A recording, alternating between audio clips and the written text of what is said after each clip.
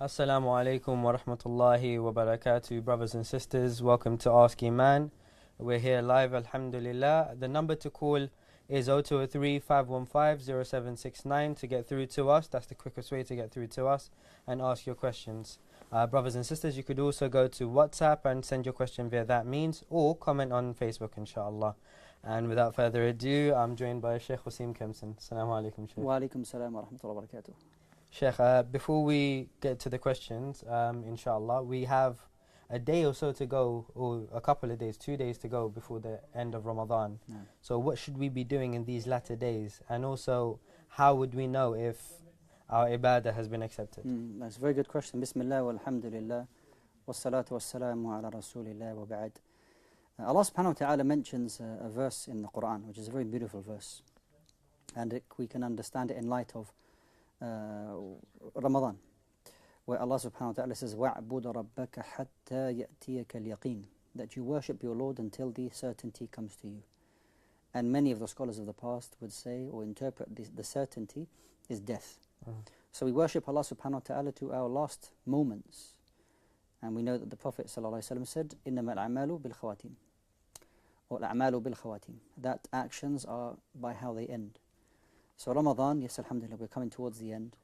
And yes, we have prayed the 27th night, in which many of us, if not all of us, alhamdulillah, we exerted lots of effort in worshipping Allah subhanahu wa ta'ala and giving charity and being grateful and thankful to Allah subhanahu wa ta'ala. But, the nights continue. This is the 28th day now. Yeah. And tonight will be another night. And it is another opportunity for us to exert more efforts in worshipping Allah subhanahu wa ta'ala. So I would say to my dear brothers and sisters not to think that Ramadan is finished or it is over, because it is not. Yeah. And we have a limited amount of time left, whether it is 1 or 2 days left, Allahu a'lam, when that will be. But we show Allah subhanahu wa ta'ala and show ourselves as well that we are willing to go right to the very end. And if you can imagine that a person is running a race, that if he's or she has run the majority of the race, are they going to stop 10-15 meters and then just stop and then not finish the race? No. They will continue as fast as they can, as much as they can, to the very end, so they get the best time in the race. Similarly, we want the best out of Ramadan, so we worship Allah subhanahu wa ta'ala. Even if a person says, well, Laylatul Qadr, no one says it's the 29th, maybe it's the 27th, but the thing is, we are not 27th night Muslims. We are Muslims every single night, and we are Muslims every single day. So we want to show our obedience, we want to show our gratitude and servitude and love to Allah subhanahu wa ta'ala by worshipping Him continuous. And your question, whether we know our actions have been accepted, we would like to hope that when we make dua, we ask Allah subhanahu wa ta'ala to accept our deeds, and that He allows us to continue as we have been going on in this particular month. In the month of Shawwal, which will be the next Islamic month, are we going to fast any of those days? Are we going to continue any of the acts of ibadah that we did in this month in a greater form? Are we going to fast? Are we going to offer any extra salawat? Allahu alam, ultimately the acceptance is with Allah subhanahu wa ta'ala. We may not know in this worldly life, but we will certainly display to ourselves that we are willing to worship Allah subhanahu wa ta'ala till the very end and not give up. May Allah Azza wa Jal give us success, and may Allah subhanahu wa ta'ala accept from us all. Allahumma ameen. Sheikh, we have a question on WhatsApp from a viewer. They said, Assalamu alaikum, Sheikh. How do we recite Salatul Janazah? Okay, very good. So Salatul Janazah is the funeral prayer, and there are a number of narrations concerning the number of rak'at, but we'll simplify to say that there are 4 rak'at. And there are 2 ways of praying it. There's the way the majority of scholars that they say how the Prophet ﷺ used to pray janazah. There's also another way, according to the Ahnaf rahimahumullah ta'ala, the scholars of Ahnaf. I'll explain the majority, but know that there is a valid difference of opinion on the matter.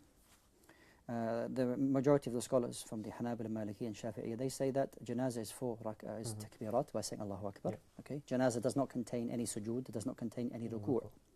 So it begins like the other salawat by you standing facing the qibla, Allahu Akbar, and then you recite Al-Fatiha, and then you say Allahu Akbar for a second time, and this is where you recite dua Ibrahimiyya, or the darood, Allahumma salli ala Muhammadin wa ala ali Muhammad. Then there's the third rak'ah, third takbir, not rak'ah, takbir.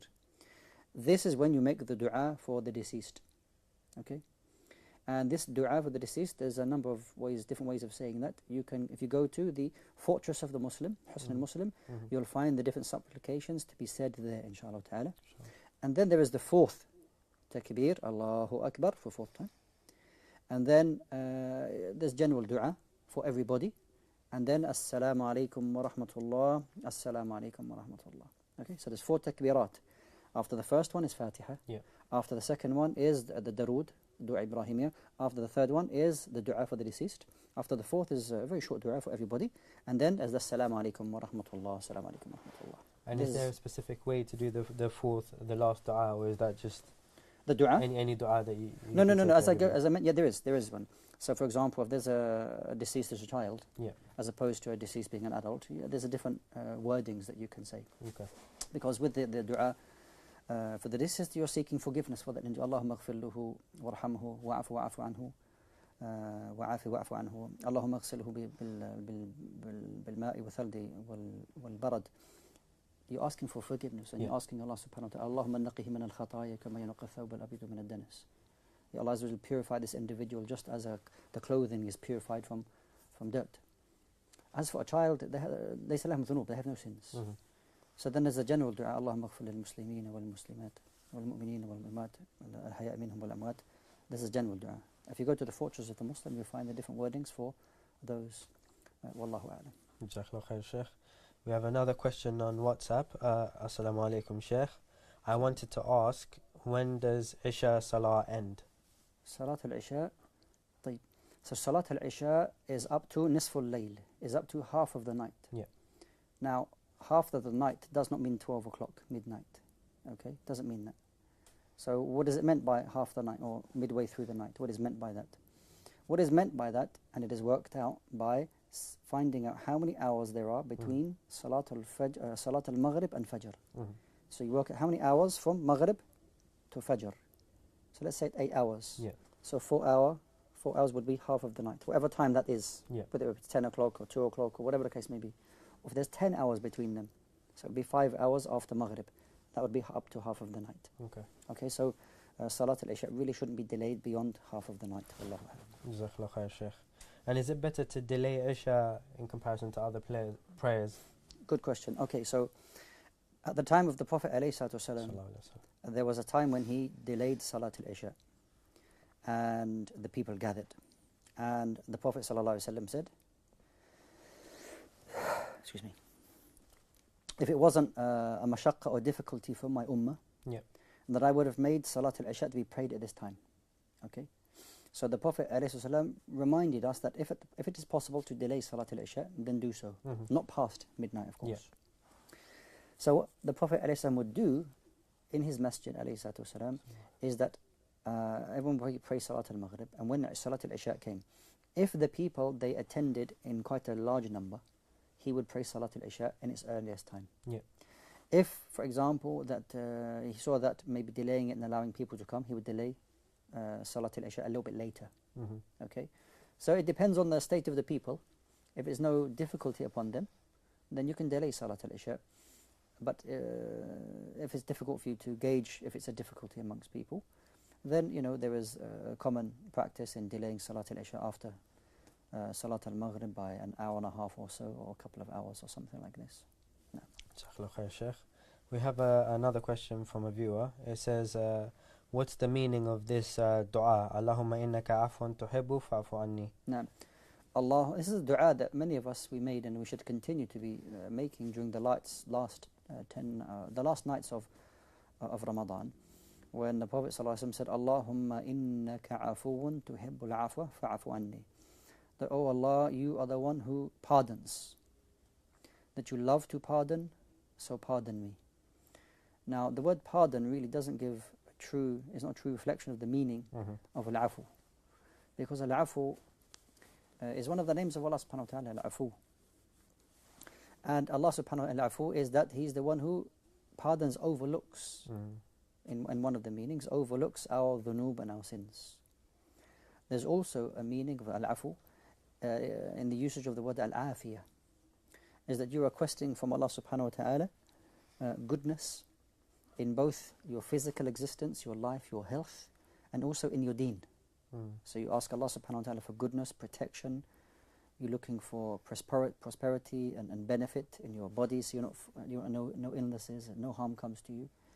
And also with regards to your deen, that you ask Allah subhanahu wa ta'ala to protect you from any zalal, from any mistakes, or falling off the right path. So there's a very comprehensive dua, very, very comprehensive dua in this word or this dua. Allahumma innaka afuwan tuhibbul afwa fa'afu anni. And as we know, the Prophet replied, answering the question of Aisha radiallahu anha, what should we say if we are looking for Laylatul Qadr? You should make this dua. Jazakallah khair, Shaykh. Are there other du'as that we can make during these last nights? Yes, I mean, focus on this one. Allahumma innaka afuwan tuhibbul afwa fa'afu anni. Also, Rabbana atina fid dunya hasana wa fil akhirati hasana wa qina adhaban nar. These are very comprehensive du'as. Oh Allah, give me the best of this world, the best of the hereafter, and save me from the hellfire. And any other dua that you wish to make, if it is in your own language, make that dua and ask Allah subhanahu wa ta'ala anything that you want. And if I can just, I want to emphasize a point, because we know that many people think after 27th night, people are just waiting for Ramadan to finish. Remember that the Prophet sallallahu alaihi wasallam said that Allah subhanahu wa ta'ala frees some of his servants every single night in the month of Ramadan. So servants are freed from the hellfire every single night. So even if you believed that, that Laylatul Qadr was the 27th, you still have the 28th night. Yeah. You still have the 29th night, possibly the 30th night. These are still nights that you can make dua to Allah subhanahu wa ta'ala, and that Allah subhanahu wa ta'ala can decree and save you from the hellfire on these nights. And we still have these nights with us. So I would really encourage the brothers and sisters to continue go to the masajid and make dua and pray to Allah subhanahu wa ta'ala. Brothers and sisters, this is a live show. You can call us here in the studio on 0203 515 0769, and also you can message us on WhatsApp and comment on Facebook, inshallah. I'm hearing that we have a caller on the line. Assalamu alaikum, caller. What's your name? Where are you calling from? Wa alaikum salam wa rahmatullah. I'm calling from Surrey. Yes, sister. What question do you have for us today? Yes, I have a couple of questions, inshallah. Just firstly, just to say Jazakallah khair for the program, because I ring quite often and I ask a lot of questions. I'm learning a lot, alhamdulillah. Alhamdulillah. The first question is regarding Surah Al-Fatiha. I've been going to the masjid a lot more. I'm taking my son there quite often, and I end up praying at the masjid. So I just wondered, regards to Surah Fatiha, should we be reading it quietly every time when the Imam's leading us? Or at the moment what I'm doing is when the Imam reads loudly, I remain quiet, and then when he has the silent moment, I read it then. I don't know if I'm doing the correct thing, so I just want to be sure. The second question is about dua. I'm pretty sure I heard the Shaykh once say that there's a time for dua, like you can't just raise your hands at any time, etc. I mean, regards to after the salah. Yeah. At my masjid, literally after every salah, they do make a little dua, even if it's a short one. And I just wondered, do I have to do that, or I'm not sure if it's the right thing, or should I remain silent? And I always do the tasbih, the 33 times, subhanallah, etc., etc. Yeah. I just want to make sure I'm doing the right thing. So. Jazakallah khair, sister. Do you have any other questions? Thank you. Jazakallah khair. Shaykh, the sister's first question was regarding Surah Fatiha. Do I have to read it every time the Imam's reading it, or do I wait for him to recite quietly and then I could read it in Salah? Okay, so the recitation of Surah Al-Fatiha with regards to those who are following the Salah, and the Imam, of course, will have to recite Al-Fatiha, but those, and the person who is reading alone, he will recite or she will recite Al-Fatiha. The dispute is the follower. Do they recite Al-Fatiha or not? And it is a valid difference of opinion amongst the scholars. There are those who say that the recitation of the Imam is sufficient for those who are following, so they don't have to. The other view is that it is upon the Imam and also the followers for everybody to recite Al-Fatiha. If then the Imam is going to recite another chapter after that, and a loud prayer, then you just listen. You don't pray and you make up your own surah, or listen to your own surah, I should say. Yeah. But you listen to him. They're both valid opinions, and if you're asking me personally, then Yes, I Shaykh. say that, Allahu Alam, that everybody should recite Al-Fatiha, okay, upon the follower as well. But like I say, it's a valid difference in opinion. If somebody said otherwise, then we accept that. And we're not talking about a person says, well, if you take the other view, i.e. that you don't recite Al-Fatiha, your salah is invalid because you have to recite Al-Fatiha. Okay, this is not the case, and no alim would ever say that, no scholar would ever say that, because it's a valid and legitimate and accepted difference of opinion. So if a person asked a person of knowledge and went with that opinion, it's entirely valid. But upon the general hadith, that the Prophet ﷺ said that whoever does not read Al-Fatiha, then the prayer is not complete. So what the sister described, how she does it, I can suggest she continues doing that. I.e. that the Imam, when she's listening to the Imam, that he will recite Al-Fatiha out loudly, and then when he's finished, you can recite quietly to yourself Surah Al-Fatiha, and then listen to the remaining part of the recitation of the Imam. Wallahu ta'ala alam. The sister's second question was, her masjid are doing dua after each salah, short du'as. Should she follow them? Or should she do her own du'as? How would she go about this? So a dua is something that we should be doing regularly, to be honest with you, not just at the end of, or in salah or things like that. There are special times, or very highly recommended times, when you're in sujood to make dua after the adhan and the last hour of Asr on a Friday, when it's raining, for example. Okay, these are recommended times. In the last third of the night, these are recommended times for you to make dua. Now the Prophet ﷺ taught the Sahaba radiallahu anhum when they're making dua that they will do individually. Okay, you don't find that there is like a jama'i or congregational approach in the dua. Okay, this is the first thing. So if people take it upon themselves to, every salah that they're making as a kind of a congregational approach, then we would say that rather what the Prophet ﷺ and the companions used to do is preferable. Okay, that after the salah that you make your own tasbih, astaghfirullah, astaghfirullah, astaghfirullah, and that's what you find again in the fortress of the Muslim. Okay, and then if you want to make dua after that, then you can, you're free to make dua as you wish. But it wasn't the practice of the Prophet ﷺ and the companions that after every single salah that there would be like a congregational approach in the dua. And most certainly it's not something that if people do it, that you have to participate in. The salah is finished. That's the obligation part. After that, you're free to make your own dhikr and your own dua as you like. Wallahu alam. Jazakallah khair, Shaykh. Shaykh, we have another viewer on the line. Assalamu alaikum, viewer. What's your name? Where are you calling from? Assalamu alaikum. Sister, what's your name? Where are you calling from? I'm calling from Manchester. Sister, what question do you have for us today? It's regarding zakat. Basically, I've been sponsoring an orphan, and I donated my zakat money to the orphan and her family. Now, the charity that I've done it with, they've said that the money has been held in a bank, and for whatever reason, that money is kind of there and it's not being given to the family as yet. Okay. And they're not sure if it will be given, if it will get to the family, basically. I just need to know, is that zakat, do I need to pay it again? Okay. Do you have any other questions, sister? No, that's it.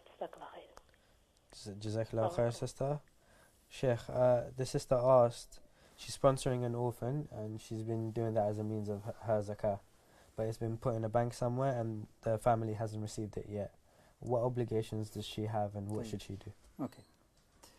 So there's a couple of things I want to mention here. That number one, when the person is going to give their zakah and they do the right thing, just as this sister did, alhamdulillah, she paid her zakah, she gave the right to those who were deserving of it, alhamdulillah. She fulfilled the right of Allah Azza wa Jalla and the right of the people, because that's their money. So she did the correct thing in doing that. As Muslims, of course, we have to be wary of how, or conduct due diligence in how our zakah is going to reach the recipient. Yeah. So you have to some extent, do some research or look into how, if you're not going to do it yourself, that is, because you can do it yourself. You can find that the recipient and give it to them directly. Yeah. If you're not going to do that, i.e. that you're going to entrust another party or another individual to give the zakah to the recipient, then you have to ensure that those people or that individual is trustworthy, and to ensure that the zakah will reach the recipient. Yeah. Okay.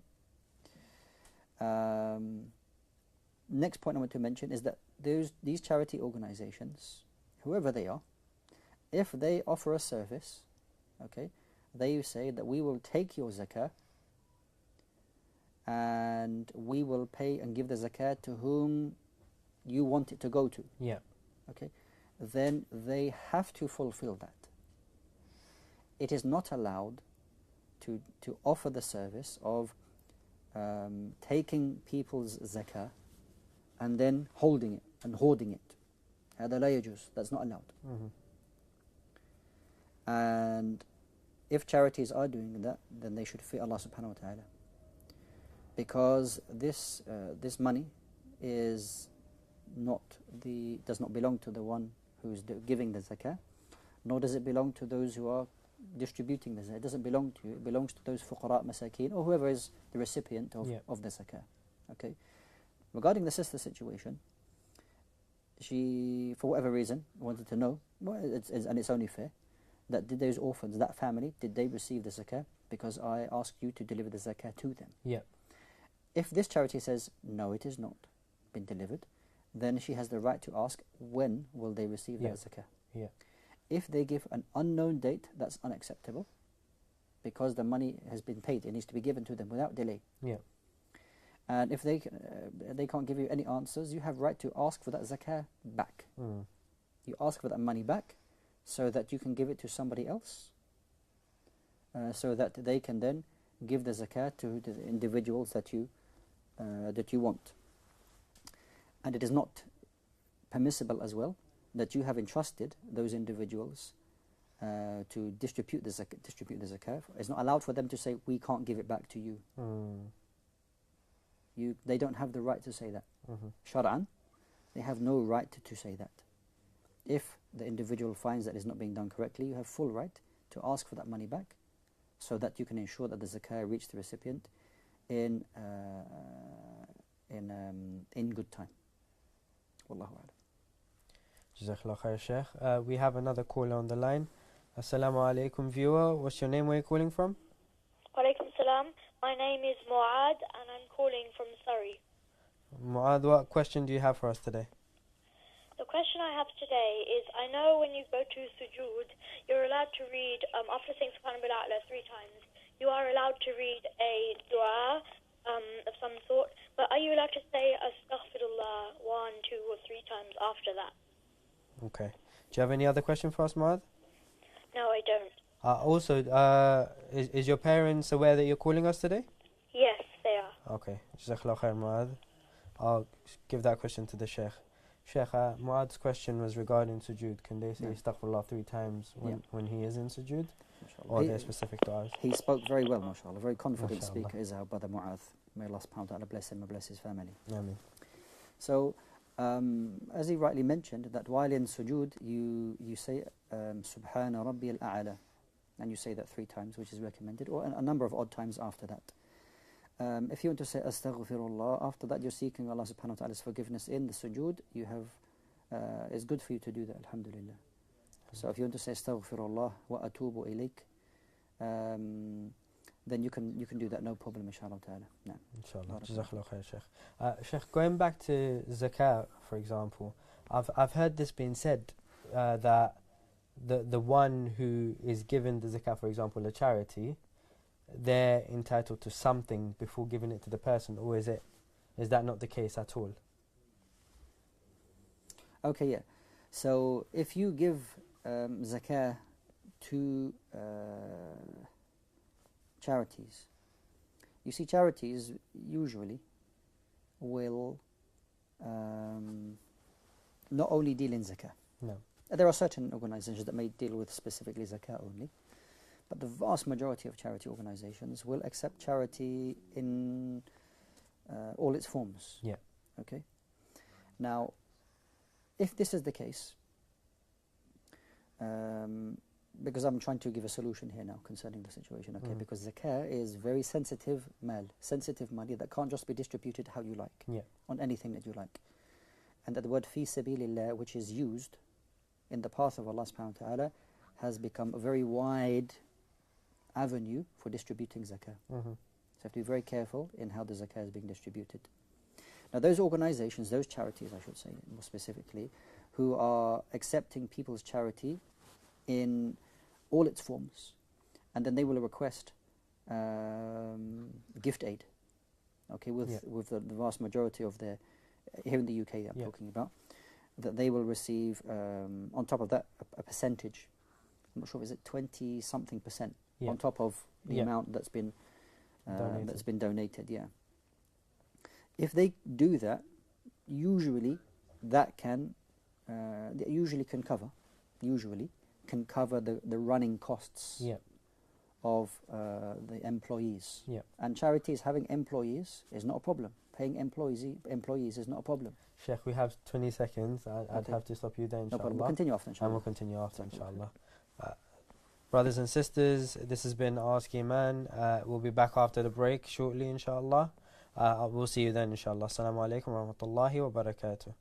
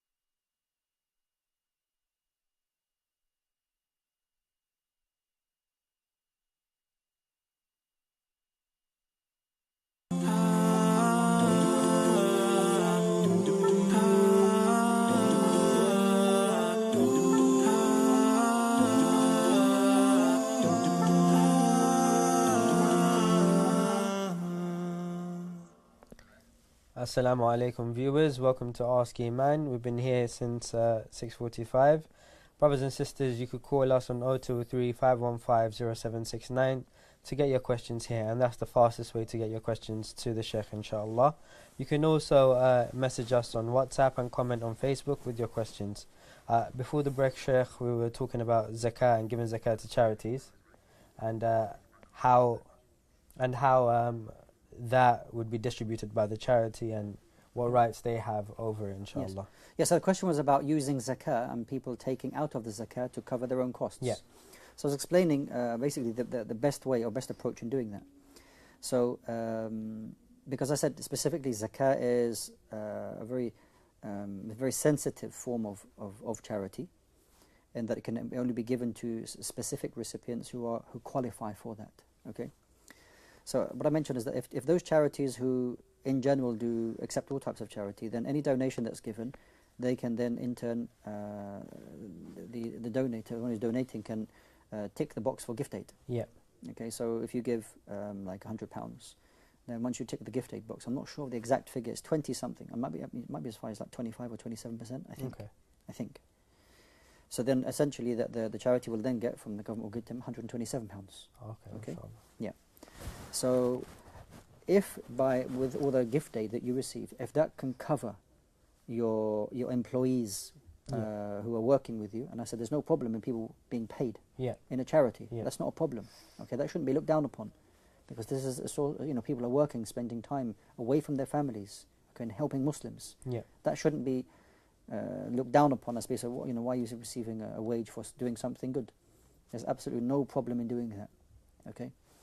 If you can use the gift aid to cover the wage of the employees, that would be the ideal situation, because that way you can ensure that the charity that's given, 100% of it can go to its destination, and similarly the zakah can be given to the individuals who are going to receive it, not touched. Okay. This is why it's important to focus on the gift aid, so to ensure that the sadaqat are not going to be touched. If there is a deficiency, then you taking out of the charity, the general charity, something like 8 or 10%, which is ma'qul, which is acceptable, to cover maybe for the remaining parts of the wages and so on and so forth, then do that. Try not to touch the zakah, if at all possible. Try not to touch the zakah if at all possible. So first you'll use the gift aid to cover people's things, wages and whatnot, the running costs. And secondly, that if you need to charge an admin fee, which is also not a problem, okay, then you can use that as well. And that way, if you do it and you work well, you're professional, inshallah, you should be able to cover all the costs that you have. Wallahu a'lam. Inshallah. Shaykh, we actually have 2 callers on the line, so let's take the calls. Assalamu alaikum. What's your name? Where are you calling from? Viewer, assalamu alaikum. Brother, could you turn the the volume on your TV low and speak to us on the phone? Okay, inshallah, we'll try and take the next caller because we can't hear that caller. Caller, inshallah, call back. And please have your TV volume turned low and speak to us via the phones, inshallah. Next caller, assalamu alaikum. What's your name? Where are you calling from? Assalamu alaikum, sister. Walaikum assalam. Sister, what question do you have for us today? I just want to find out about the zakat. I've got the gold. Okay. My jewelry. Sorry, sister, you were saying you wanted to find out about zakah? Yes.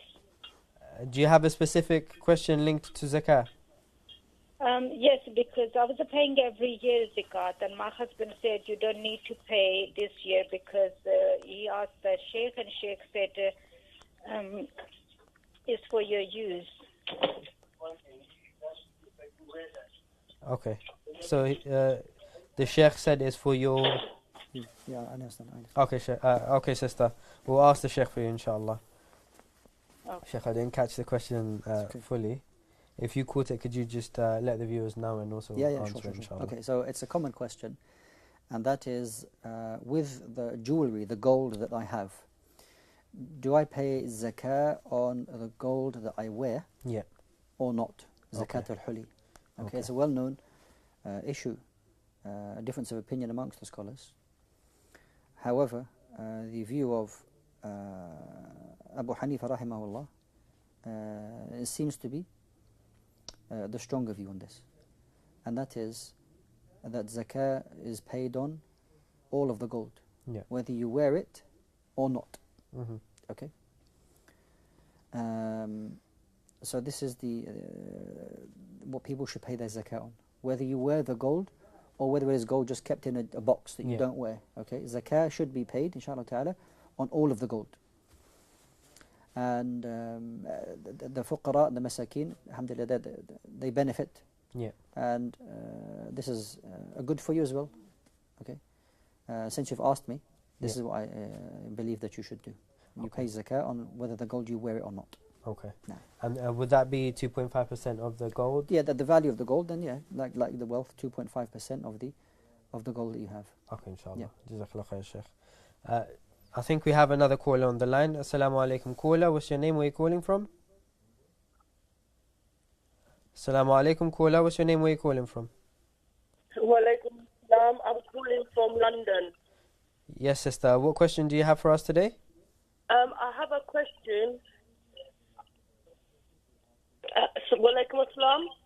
Sister, if you could do me a favor and lower the volume on your TV and speak to us through the phone, inshallah, that would help. Okay. I have a few questions. Yes, and sister. the first one is there's an Eid prayer on Eid Day. I'm not sure what time I should be going to the mosque and how. I know how to pray the 5 daily prayers, but how do you pray the Eid prayer, and what time should a woman go to the mosque to perform the Eid prayer, and how do you pray it? Okay, sister. And the second question is, because I've been menstruating and I missed a couple of fasts, I want to make this up. So when Ramadan is finished, how do I make up these fasts? Is it the same, like Fajr, you stop eating and you open your fast in Maghrib time? Is that going to be the same when I start after Ramadan? Yes, it will be, inshallah, sister. But I'll put the question to the Shaykh as well, and he could give some advice as well, inshallah. Okay, assalamu alaikum. Wa alaikum salam. Shaykh, the sister's first question was Eid prayer. How do we pray Eid prayer, and what are the general times to go to Eid? So, Salah. mashallah, these are very good questions from the sister. May Allah subhanahu wa ta'ala bless her and bless her family. What I would say is that regarding the timing, that it really depends on the area that you're in. So maybe the closest masjid that is to you, may be praying actually Salat al-Eid outside. So there are some, for example, in London, in some places in East London, in South and West London, they pray Salat al-Eid maybe at 9 or 10 o'clock in the morning. Because they're praying outside in a park, which allows people to attend. Inside the masajid, for example, in some of the larger masajid, they may have more than one jama'ah. So they may have 3 or 4 or even 5 jama'at. So they may do it, starting at 7 o'clock, 8 o'clock, 9 o'clock, 10 o'clock, whatever the case may be. What I would say is for the sister to contact her local masjid and find out what's the situation with regards to timing of Eid, and maybe find out if there's anywhere close to her that are praying Eid outside. Because that is what the Prophet ﷺ used to do, pray Eid outside. That would be that's recommended actually. So that's the first thing regarding the time. Secondly is how to pray Salat al-Eid. Well, Salat al-Eid essentially is made up of 2 rak'ah, 2 units of prayer. The one difference is that at the beginning of each rak'ah, that they will say takbir more than once. Okay? So normal salah, you say Allahu Akbar, and then they recite al-Fatiha. Okay, but with Salat al-Eid, the Imam will say Allahu Akbar a number of times. Okay, whether he says it 5 times or 7 times.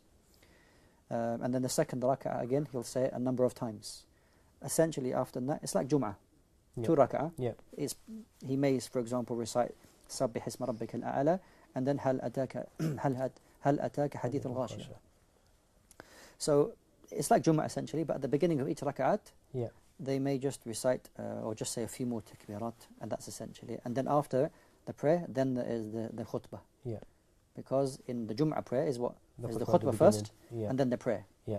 Salat al-Eid is the prayer first, And then the khutbah. and then the khutbah. Now, Shaykh, the sister's second question was, if she had missed fast during Ramadan, what are times for where she should be starting and stopping the fast? And secondly, as an addition to her question, are there good times or recommended times for when we should make up our fasts? no. Yeah. So, fasting in Islam, whether we're fasting in Ramadan or outside Ramadan, at any time, the starting time and the finishing time is the same, i.e., we start before the adhan of Fajr, okay, and then we break our fast at the adhan of Salat al-Maghrib. Yeah. Okay, so it's exactly the same. Yeah. So you look at the timetables and you see the starting time for Fajr and Maghrib. If you have some days to make up, because they still they remain in your account. So with that, we'd say the quicker you do that, the better, inshallah ta'ala. Because they are due to Allah subhanahu wa ta'ala, and the quicker you do it, you free yourself from that responsibility. So the quicker you do it, inshallah ta'ala, the better. Wallahu a'lam. Shaykh, I've got a question. In terms of, we know Shawwal is coming after Ramadan, and there's some fast that we're going to be doing. Inshallah. So if we have remaining fast that we've missed, should we make those up first, or should we do the fast of Shawwal? Yeah, so the Prophet sallallahu alaihi wasallam said in the sound hadith that whoever fasts the month of Ramadan and then follows it up with 6 days from Shawwal, and those 6 days can be all together or they can be done separately as you like. It is as though they fasted the whole year. Now, if I fasted Ramadan, I've got some days left over, and I want to fast the 6 days of Shawwal because I want the reward of a whole year. Yeah. Can I just fast the 6 days of Shawwal and then make the days of Ramadan up later? The vast majority of the scholars are of the view that one should complete any remaining days of Ramadan first, and then you can fast the days of Shawwal after that. Okay, so those who are intending, inshallah ta'ala, the only day that you should not fast, you're not allowed to fast, is the day of Eid itself. Okay, no one is allowed to fast on that day. The second day, the 2nd of Shawwal, if you want to start fasting, ahlan wa sahlan. Yeah. You can start fasting. But you need to make the days up of Ramadan first, and then you fast the days of Shawwal. And there's no such thing as you joining the intention. Yeah. I.e. that the person says, my intention is to make up Ramadan and Shawwal at the same time. It doesn't work like that. You need to do them separately. Allah subhanahu wa ta'ala does. Jazakallah khair, Shaykh. Shaykh, we have a viewer on the line. So viewer, assalamu alaikum. What's your name? Where are you calling from? Assalamu alaikum. Assalamu alaikum. Wa alaikum assalam. Brother, what's your name? Where are you calling from? Hello? Hello. Brother, what question do you have for us today? Can I have a question, please? Yes. What's your question?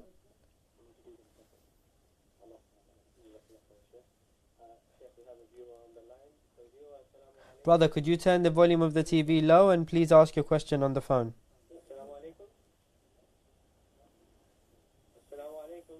Okay, I think we lost the caller, Shaykh, or he's got an issue with the volume on his TV, inshallah.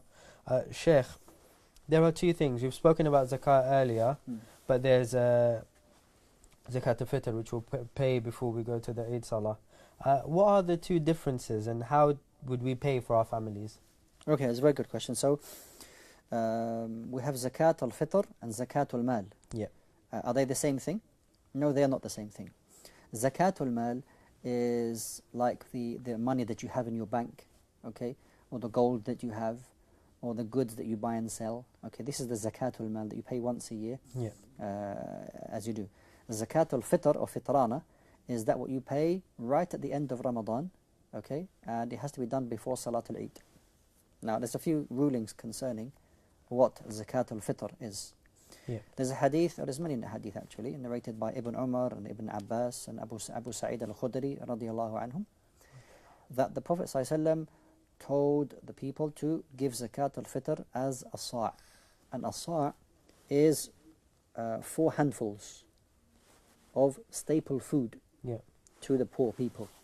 Okay? So, at the time of the Prophet ﷺ, they would give zabib, they would give raisins. They would also give tamar, they would give dates, because the staple food of the people. Yeah. Does it have to be these? No, you can give rice, for example.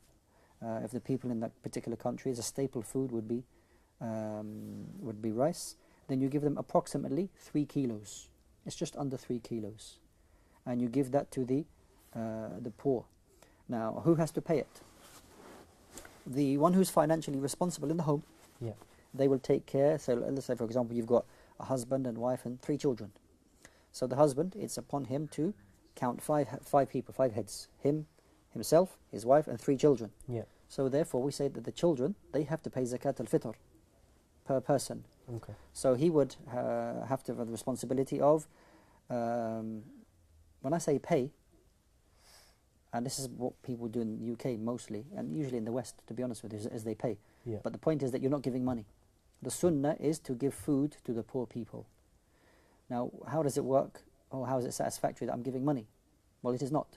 But what you are actually doing is that you're paying a charity, or you're giving them money to a masjid, so that they can then buy the food on your behalf and distribute it to the poor people in poorer countries. Yeah. Okay? So you're not giving money in the people's hands.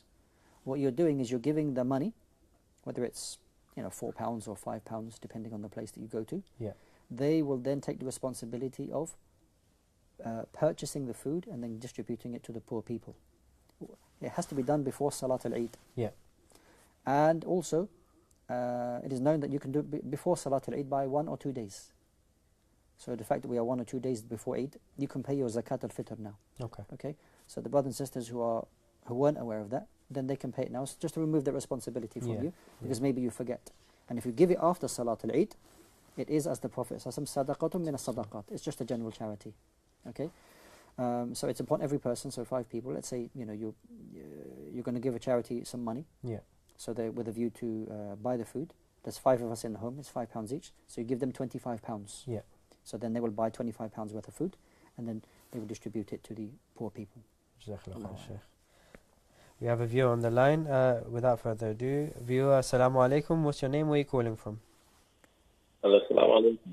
Assalamu alaikum. Assalamu alaikum. Brother, what's your question? Hello, assalamu alaikum. Is it? Okay.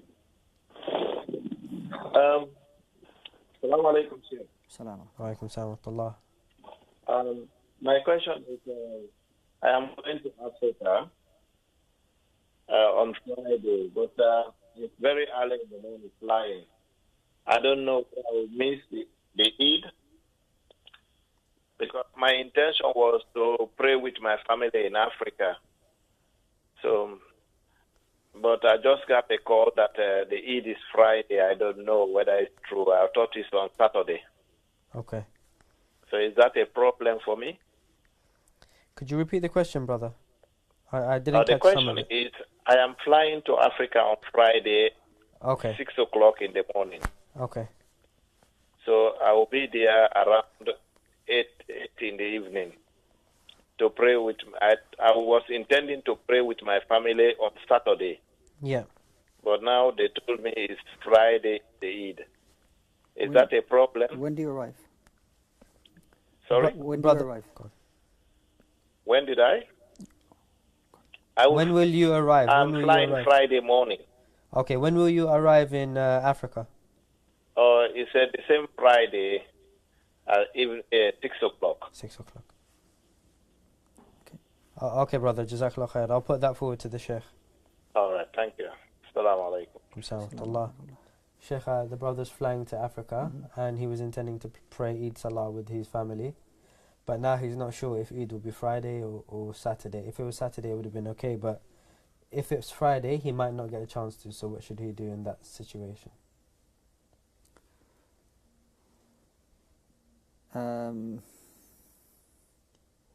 So if he's here in the UK on Friday, because we will know Thursday night, we will know tomorrow night, Yeah. inshallah ta'ala, Inshallah. whether it's going to be Eid on Friday or not. If it has been declared Eid here in the UK Yeah. on Friday, and he's travelling on Friday, then it will be Eid for him. It will be Eid for him. Okay. And there will be, because he will have completed 29 days. Okay, and there's no month that is shorter than 29 days. So he will have completed, alhamdulillah. When he arrives in his destination, he said it's around 6 o'clock. Because of course he has fasted, he's not fasting. Yeah. But if people are still fasting, have some time left that people are fasting there, then you may not want to eat in front of them. Yeah. But there's no need for you to fast because you have completed. And then once their adhan goes, shortly after that, it will be Eid for them on Saturday. So you celebrate Eid with them on the Saturday, alhamdulillah. Alhamdulillah. Jazakallah khair, Shaykh. We have a question on WhatsApp. One of our viewers has said, Assalamu alaikum, Shaykh. My uncle passed away and my aunt is having a gathering after 40 days. Is this halal for me and am I allowed to eat the food? Okay, so there's nothing from the Sunnah to state that people should gather after 3 or 7 or 10 or 40 days. And that people come together for khatam. You know, they want to read some Quran and things like this. And there's nothing from the Sunnah, okay? But unfortunately, people have taken this as a... but it's certainly not from the deen. When I say it's not from the Sunnah, I mean it's not from our deen to do something like this. Yeah. Is it allowed for you to eat the food? What I would say is that, it's, Allahu Alam, it's unlikely that maybe you will advise, maybe they will listen to you. If you can advise them before that we want to do something for the deceased, which is good, inshallah ta'ala, we make dua for them. We can set up a continuous charity for the deceased, which they can benefit from, bi'idhnillah ta'ala. That's something which is from the Sunnah, which will help them. Okay, people coming together after a particular time. Then again, I reiterate, is if it's wise and they will take your advice. If it's going to cause big fitna and make the situation worse, then maybe advise them later on about the importance of following and adhering to the Sunnah. I'm not sure what the person's role there is really, but this will get a bit more sensitive, and this is why I suggest really that for them to speak to somebody personally, a person of knowledge, so they can understand the dynamics of the family. Okay, because me simply saying no, you shouldn't go, and then that causes a big rift in the family, something far greater. Okay, you need to find out what the situation really is. Okay, so maybe in general, that's the general issues I can answer. But maybe if they are able to speak to somebody on a personal level, just to gauge what the situation is, to give them a more detailed answer. Allahu A'lam. Jazakallah khair, Shaykh. And we have another question where a brother is asking, Assalamu alaikum, brother and Shaykh. Can we pay zakat to our relatives back home who are poor? It could be our uncle or our mum's half brother. What's the ruling on this? So if these individuals who are you're not directly financially responsible for, then you can give your zakat to them. You can give your zakat to them. But if these individuals who are your relatives and they're as close as uncles and aunts and things like that, why am I waiting for zakat to help them? If they're in such a poor state, I should be giving charity to them to alleviate their situation. And not only when it comes to zakah, then I give them the zakah. Okay, give them sadaqah, help them before this. If then after that, they still need help and they're very, very in a desperate situation, then, as I mentioned, you can give them the zakah. But if we have relatives, we have to help them. And if I'm able to help them, then you should do so. And it's not just once a year, me giving them some help. No. Jazakallah khair, Shaykh. We have another question. Assalamu alaikum. Eating meat that's not certified halal, is this appropriate or acceptable? I've heard from that it's okay to eat meat from the people of the book. Is this permissible? Okay. So number one, meat from people of the book, yes, is binas al-Quran. It's in the Quran, Surah Al-Ma'idah. You can eat the meat of the people of the book, the Jews and Christians, not a problem. That's number one. Number two, the meat that is not certified halal means what then? It's haram? I understand the opposite, right? If something is not halal, then it's haram. So then of course you can't eat haram meat. Okay. The third part, which is the kind of the question that's not been asked. Okay. Is with regards to here in the UK. Ahlul Kitab, that we can just go to the restaurants and the supermarkets and so on and so forth. We say it doesn't apply. Because we know the way that they slaughter their meat, okay, and that doesn't render it halal for us. Okay. No. Jazakallah khair, Shaykh. There, of course, its discussion is further details. But in short, that the ulama of the UK, it is well known, that the meat that you generally buy from, unless it's specifically certified as halal, okay, we know it to be halal. And if one says, well, people of the book, that's halal. Yeah. No, I'm not talking about people of the book now. I'm talking about specifically Muslims are giving us meat. We know slaughtered by Muslims, that's not a problem. But what happens here in the UK does not qualify, because the meat, the animals are killed, okay, before they are slaughtered. So this is considered maita. This is dead flesh. So that can never be made halal for us. Shaykh, we have a minute left, but I'd like to ask this question quickly.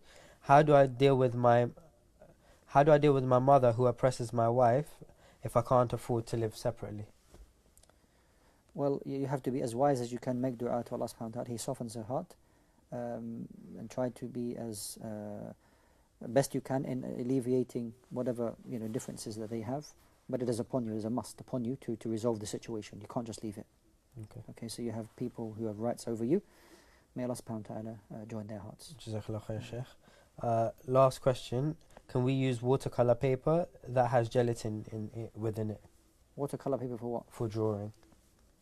Labats. It's okay for you to do that, okay, because you're not eating it. Jazakallah khair, Shaykh. With that, we've come nearly to the end of the program. Alhamdulillah, it's been very informative. Jazakallah khair for being here with me today. And inshallah, we'll see you tomorrow for Eid programming and other programming. Inshallah. Jazakallah khair. Brothers and sisters, we've come near the end of the program today. Tune in tomorrow at the same time for Ask Eman. Jazakallah khair. Assalamu alaikum wa rahmatullahi wa barakatuh.